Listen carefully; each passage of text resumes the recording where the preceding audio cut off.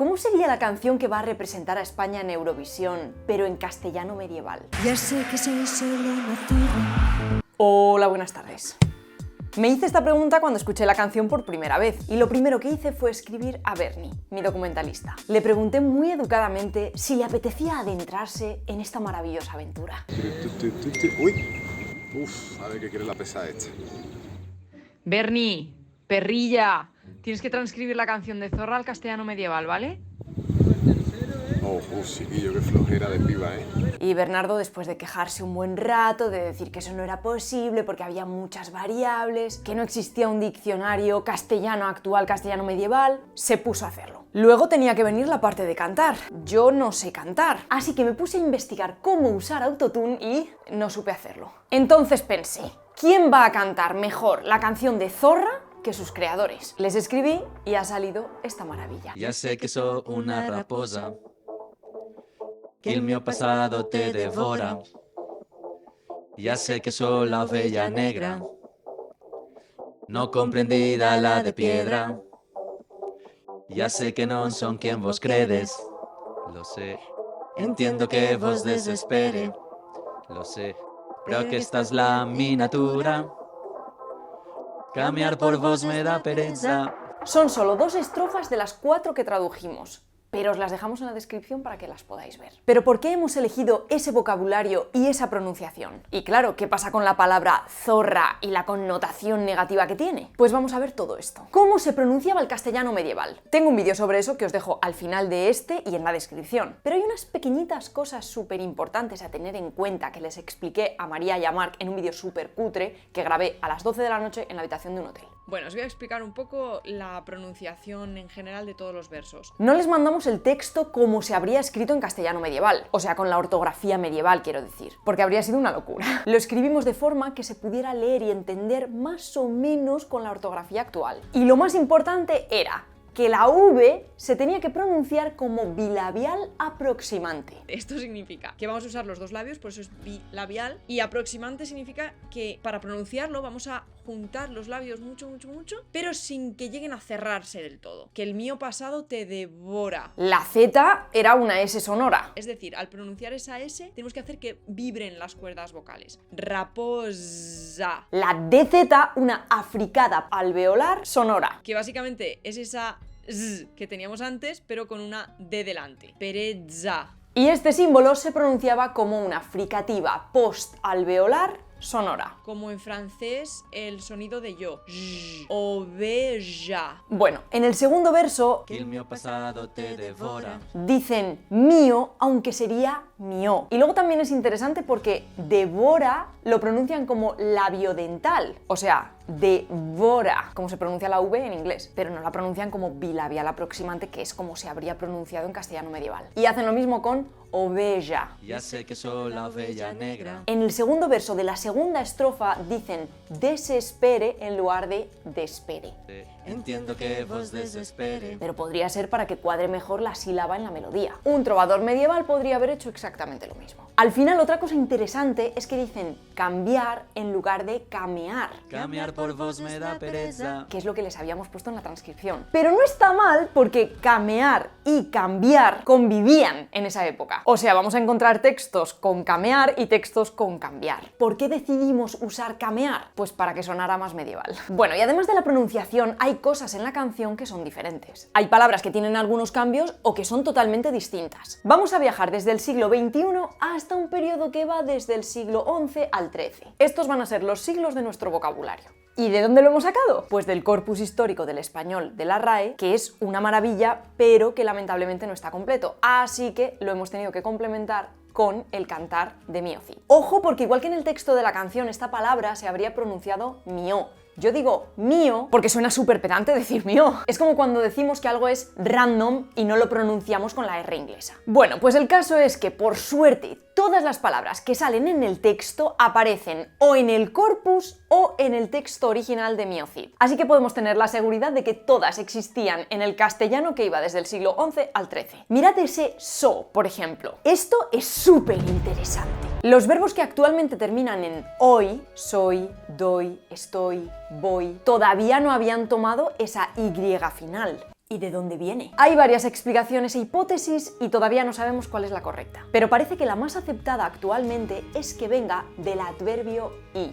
Ese adverbio todavía existe en catalán valenciano, y, en italiano, chi, en francés, y se colocaba pegado al verbo. Vale, pero no tiene sentido que el verbo ser tenga un adverbio de lugar cuando el verbo que se usa para hablar de lugar es estar, no ser. O sea, decimos estoy aquí, no decimos soy aquí. En castellano medieval, el verbo ser todavía tenía algunos valores que hoy tiene el verbo estar. En una estrofa posterior tenemos estoy en un buen momento, que habría sido so en un buen momento. Vamos a seguir con la canción. Mirad ese el mío. Seguro que os suena italiano. Y sí, y también era así en castellano medieval. Es decir, el determinante posesivo tenía delante el artículo. El mío pasado, en lugar de mi pasado. De todas formas, ya en el texto del Cid, que recordad que es una de las fuentes que hemos usado para traducir esta canción, podemos ver las dos formas, es decir, el posesivo con el artículo delante y sin el artículo delante. De los sosollos y en su compañía. De hecho, en los primeros 400 versos del cantar, solo el 13,33% de los posesivos van precedidos de un artículo. Es decir, que solamente en el 13,33% de los casos vamos a encontrar la estructura el mío pasado en lugar de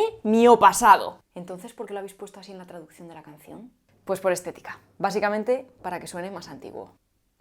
Luego tenemos non, que era la forma habitual de negación en la Edad Media. Y también teníamos algo que os va a gustar mucho. Vos queredes. En castellano medieval usaban voseo. Esto con el tiempo es lo que dio el famoso voseo argentino, que no es exclusivo de Argentina. Vos queredes, vos queréis, vos querés. En esta época, vos queredes se usaba tanto como tú quieres como vosotros queréis. Pero cuando se usaba en singular, es decir, como tú quieres, era una forma de respeto. Y sí, ya existía la forma tú quieres, pero estaba restringida a familiares muy cercanos y además normalmente jóvenes. El Cid y Doña Jimena, por ejemplo, que son matrimonio, se trataban de vos. Luego en el siglo XV la forma mayoritaria pasa a ser la de vosotros queréis, que es la que tenemos ahora en gran parte de España, pero que en Latinoamérica, por ejemplo, prácticamente desapareció en el siglo XIX. En el siguiente verso tenemos de nuevo vos. Entiendo que vos desespere. Pero no hay que confundirlo con este. Este Ya sé que no son quien vos credes. es tú quieres, es decir, pronombre personal de sujeto. El otro es te desesperes, pronombre personal átono de complemento, reflexivo o pronominal. Oye, pero ellos dicen credes. ¿Por qué? Bueno, yo creo que lo dicen muy rápido porque queredes no cuadraba con el tiempo. Esto ha pasado con algunas partes de la canción y pasa constantemente en las canciones actuales. O sea, que se cambian las sílabas para que cuadre con la melodía. Ya sé que no son quien vos credes. Y otra cosa que quizás os ha llamado la atención es aquesta. Aquesta era la forma que tenían los demostrativos en la Edad Media. Hoy todavía está registrada en el diccionario como poética. Viene de equista. Aquí está, que dio aquesta y finalmente esta. Pero también es verdad que en esta época ya se usaba esta. Oye, en una estrofa posterior he visto que pone exir, escir, esco, no sé cómo se pronuncia, que es como una mezcla de italiano e inglés, ¿no? Pues muy bien visto, Dorotea. Salir en inglés es to exit. En italiano es uscire. La primera persona es io esco. Casi igual que en la canción. Si esco sola, sola raposa. Esto es porque el verbo salir en latín era una forma compuesta de la preposición ex, hacia afuera, y del verbo ire, o sea, ir hacia afuera, literalmente lo que es salir. Como sustantivo, exitus era salida, y de ahí nos viene el significado de fin de la vida que tenemos todavía en el español médico. Y de ahí también nos viene la palabra y el significado actual que tiene en inglés, exit, que significa salida. ¿Y qué pasa con éxito en español? Pues salir de algo implica dejar algo atrás, ¿no? Y ese atrás puede ser algo no físico, como por ejemplo una situación. Pues con ese sentido se empezó a usar en español para referirse a terminar algo, acabar algo,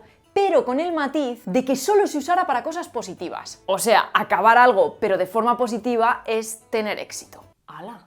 ¿Y qué pasa con el título? Pues la verdad es que ha sido una decisión libre. En la Edad Media ya existía zorro, zorra, pero esta palabra es un préstamo del gallego-portugués antiguo zorrar, que significaba arrastrarse. así que hemos decidido poner una palabra que viene directamente del latín, raposa. Esta palabra viene de rapum, nabo, y el sufijo oso para formar adjetivos, o sea, que expresa abundancia. Imaginaos muchos nabos. El rapum se usaba también para el rabo como metáfora, así que un raposo era un animal que tenía un rabo abundante. Suena fatal, lo sé, pero sería una metáfora para su cola. Es que sigue sonando fatal. No sabemos si la forma femenina se usaba ya en la Edad Media como hoy, o sea, con el sentido de mujer que no cumple con los estándares sociales que se le imponen, porque en latín no se usaba este animal, se usaba lupa, loba. De hecho, hay quien dice que la leyenda de que a Rómulo y a Remo los criara una loba está más relacionada con que los criara una prostituta que con que los criara el animal de verdad. Pero bueno, ¿qué os parece que esta canción represente a España en Eurovisión? Lo que yo veo es que hay mucha gente que no ha entendido el mensaje que hay detrás de la canción. Ojo, que te puede gustar más o menos, eso es totalmente subjetivo. A mí me encanta, la verdad, pero lo que más me gusta es la intención que hay detrás. Con esta canción se pretende resignificar la connotación negativa que ha tenido siempre la palabra zorra. Recordemos que la lengua en sí no es ni machista, ni racista, ni homófoba, porque la lengua no es tu tío Paco, o sea, no es un señor o una señora que tenga carácter, pensamiento, voluntad. La lengua representa a la sociedad que la habla. Como la sociedad es machista,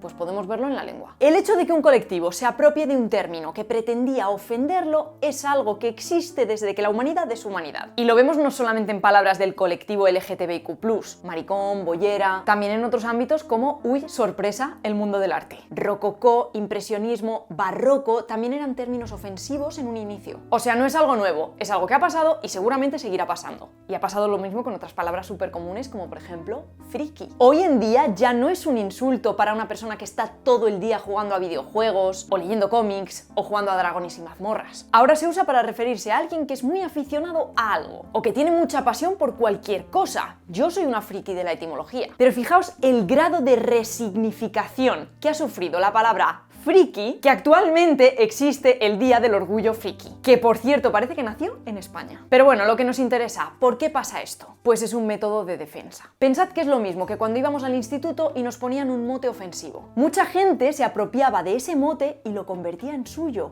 porque si algo que debe ofendernos no nos ofende, al final deja de ser ofensivo, ¿no? ¿Y por qué los insultos son algo ofensivo? Pues por razones culturales, por la fuerza que pueden tener dentro de una sociedad. Y cuando alguien se apropia de un insulto, cuando lo coge, se identifica con él y lo usa, lo que está haciendo es eliminar esa fuerza que tiene en la sociedad. Y también de alguna manera está protegiéndose de su atacante. Según algunos estudios, los grupos sociales minorizados tienen todos dos características comunes. Por un lado son invisibilizados y por otro lado se les asignan estereotipos negativos. Pero bueno, esto no solo pasa con las palabras, también pasa con los símbolos. Por ejemplo, en 2019 en España el partido político Vox, un partido que se asocia a la derecha radical, escribió este tuit acompañado de una imagen. Como podéis ver, aparece un fantasma con los colores de la bandera LGTBIQ+. La intención que había detrás de este fantasma era ofender o crear un estigma contra este colectivo. ¿Pero qué pasó? Pues que rápidamente el colectivo lo tomó como propio y se hizo muy famoso. Incluso le pusieron nombre, Gaysper,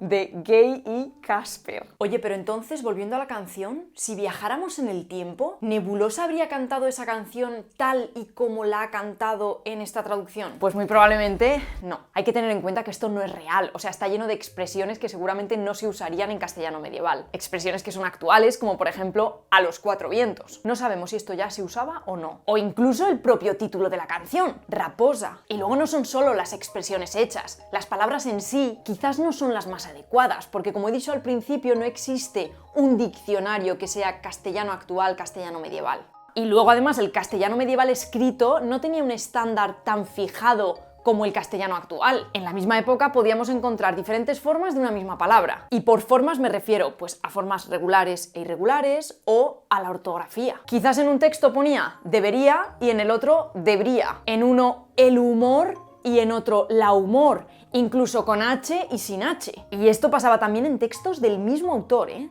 Así que espero que os haya gustado y si os motiváis a versionar la canción de alguna forma que se os ocurra, incluso podéis cantarla en vuestra lengua, como en este vídeo de aquí.